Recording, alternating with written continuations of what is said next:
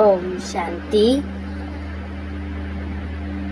साप्ताहिक मुरलियों के सार में बाबा बताते हैं, योग युक्त की निशानी है बंधन मुक्त। योग युक्त बनने से सबसे बड़ा अंतिम बंधन है स्वयं को समझदार समझकर श्रीमत को पहले बुद्धि की कमाल समझना, अर्थात श्रीमत में अपनी बुद्धि मिक्स करना, जिसे बुद्धि का अभिमान कहा जाता है। दूसरी बात है, जब कभी कोई कमजोरी का इशारा देता है अर्थात बुराई करता है, यदि उस समय जरा भी व्यर्थ संकल्प चला तो बंधन है। जब इन बंधनों को क्रॉस कर हार जीत निंदा स्तुति में समान स्थिति बनाओ, तब कहेंगे संपूर्ण बंधन मुक्त। पहले सोचना है और फिर करना है, यही ज्ञानी तू आत्मा का गुण है। बाबा इसमें सम्मान देते हैं बच्चों को। मैं आत्मा मास्टर सर्वशक्तिवान बंधन मुक्त विजयी आत्मा हूँ।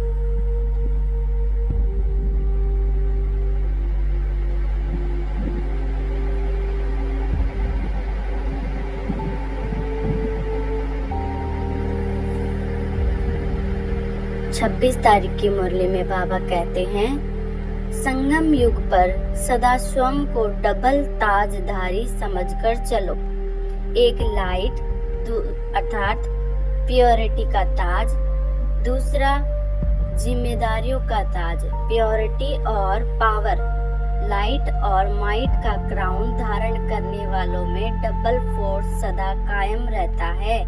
ऐसे डबल फोर्स वाली आत्माएं सदा शक्तिशाली रहती हैं। उन्हें सर्विस व पुरुषार्थ में सदा सफलता प्राप्त होती है। दिव्य गुणों के आधार पर मन वचन और कर्म करना ही दिव्यता है। 26 तारीख की मुरली से बाबा सम्मान देते हैं बच्चों को। मैं आत्मा सदा डबल ताजधारी आत्मा हूँ।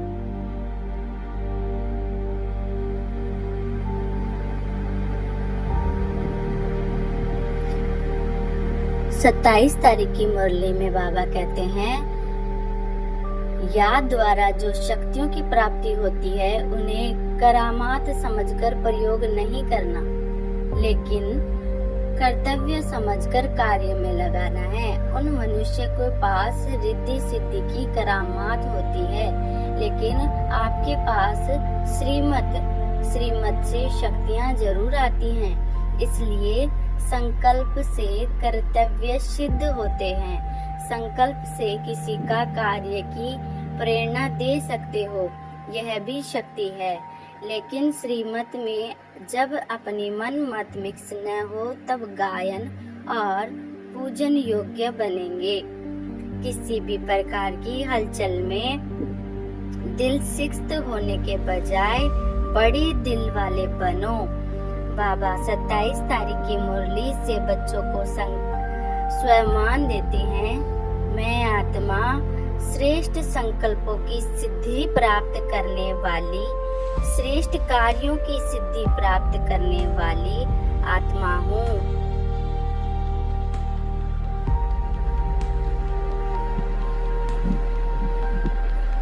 छब्बीस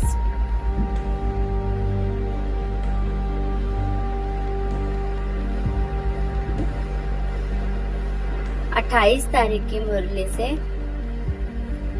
बाबा कहते हैं, निरंतर योग युक्त रहने के लिए कमल पुष्प आसन पर सदा विराजमान रहो। लेकिन कमल आसन पर वही स्थित रह सकते हैं जो लाइट हैं, अर्थात जो हल्के हैं। किसी भी प्रकार का बोझ अर्थात बंधन न हो। मन के संकल्पों का बोझ, संस्कारों का बोझ, दुनिया के विनाशी चीजों का आकर्षण का बोझ, लौकिक संबंधियों की ममता का बोझ।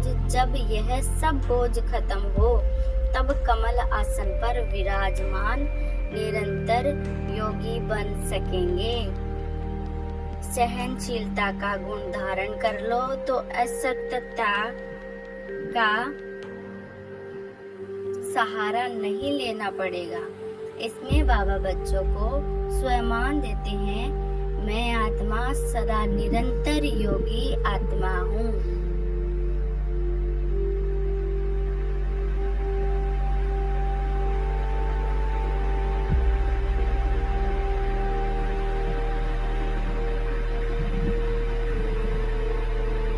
अगली मुरली में बाबा बताते हैं, बाप द्वारा जो भी खजाना मिलता है उसे मनन करो तो अंदर समाता जाएगा।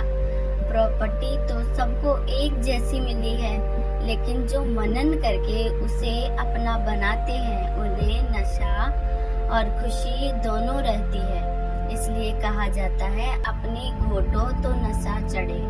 जो मनन की मस्ती में सदा मस्त रहते हैं उन्हें दुनिया की कोई भी चीज उलझन आकर्षण नहीं कर सकती। उन्हें दिव्य बुद्धि का वरदान स्वतः ही मिल जाता है।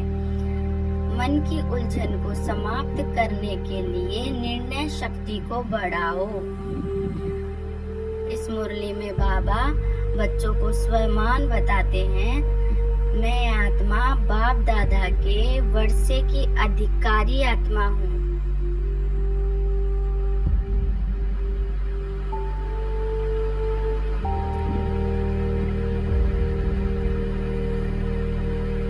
तारीख की मुरली में बाबा कहते हैं, किसी भी कार्य में सफलता प्राप्त करनी है तो पहले स्मृति द्वारा समर्थी स्वरूप बनो। समर्थी आने से माया का सामना करना सहज हो जाएगा। जैसी स्मृति होती है वैसा स्वरूप बन जाता है। इसलिए सदा पावरफुल स्मृति रहे कि जब तक यह ईश्वरीय जन्म है तब तक हर सेकंड, हर संकल्प, हर कार्य ईश्वर सेवा पर है। हमारा यह ईश्वरीय कुल है। यह स्मृति की सीट सर्व कमजोरियों को समाप्त कर देगी। सत्य समय प्रमाण स्वतः ही सिद्ध होता है, उसे सिद्ध करने की आवश्यकता नहीं होती।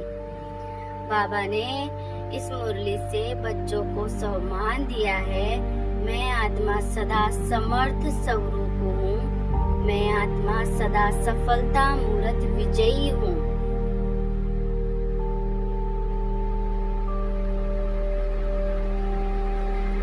आज 1 मई की मुरली में बाबा कहते हैं,